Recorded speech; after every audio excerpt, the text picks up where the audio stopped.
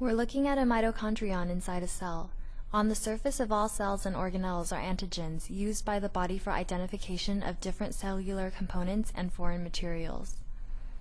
If we want to stain the mitochondrion using immunofluorescence, we introduce antibodies specific to the antigens on the mitochondrion.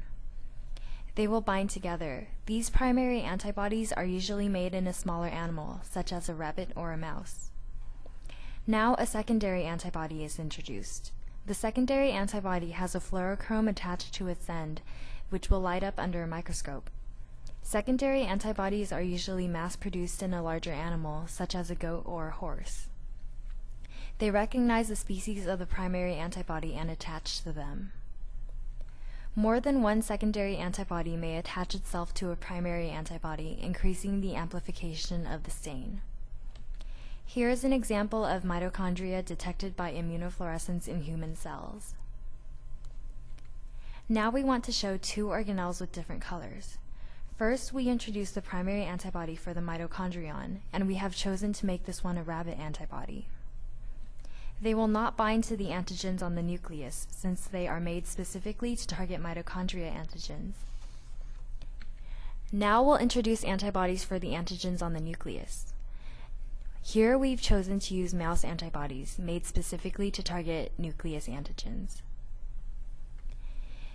Since we want to tag the organelles with different colors, it is imperative to use two different species for the primary antibodies because the secondary antibodies that we'll add later on recognize only the species of the primary antibody and do not differentiate between what organelle they are on.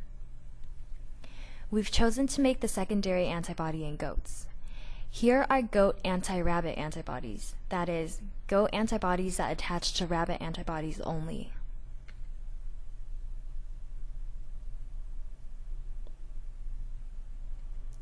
The secondary antibodies for the nucleus were also made in goats, but they were made specifically to target mouse antibodies, so the two sets of secondary antibodies don't mix and end up on the primary antibodies of the wrong organelle.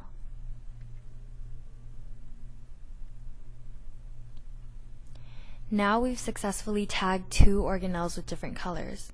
The important thing to remember is that the primary antibodies must be made in different animals, but the secondary antibodies can be made in the same animal to target different primary antibodies.